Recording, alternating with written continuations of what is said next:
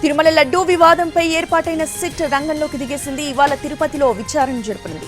దీంతో ఎవరిని ప్రశ్నిస్తారు, ఎవరెవరిపై కేసులు నమోదు చేస్తారనే అంశాలు ఆసక్తిని పెంచుతున్నాయి. తిరుమల శ్రీవారి ప్రసాదం లడ్డూలో జంతువుల కొవ్వు కలిసిందన్న రిపోర్ట్ దేశవ్యాప్తంగా సంచలనం సృష్టించింది. రోజు రోజుకు ఈ వివాదం ముదురుతూనే ఉంది.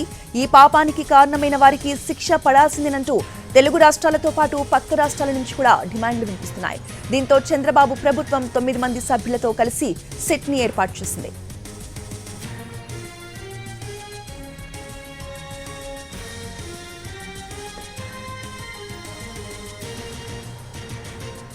డీఐజీ సర్వశ్రేష్ఠ త్రిపాఠి లీడ్ చేస్తున్న ఈ టీం రంగంలోకి దిగింది. వాటి నుంచి పూర్తి స్థాయిలో విచారణ జరపనుంది.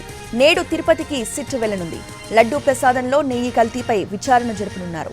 డీఐజీ సర్వశ్రేష్ఠ త్రిపాఠి సహా తిరుపతికి సిట్ బృందం చేరుకుంటుంది. టీటీడీ ఈవోను కలిసి కేసుకు సంబంధించిన డీటెయిల్స్ తీసుకునున్నారు. తొలుత ఏఆర్ డైరీపై నమోదైన కేసుకు సంబంధించి విచారణ జరపనున్నారు. ఇప్పటికే డీజీపీతో సమావేశమైన విచారణ చేయాల్సిన వాటిపై సిట్ చర్చించింది.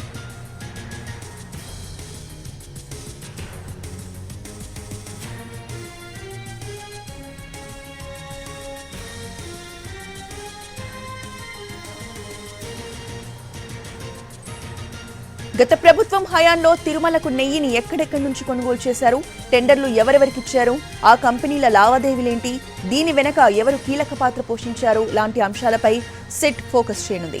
నెయ్యిపై గతంలో రీసెంట్ గా వచ్చిన రిపోర్ట్లని పరిశీలించనుంది. మరోవైపు టెండర్ల వ్యవహారంపై మాజీ ఈవో, మాజీ చైర్మన్లను కూడా విచారించే అవకాశం ఉంది. చివరికి లడ్డూ వ్యవహారంపై ఎక్కడెక్కడ కేసులు నమోదయ్యాయో వాటిని కూడా పరిశీలించనున్నారు.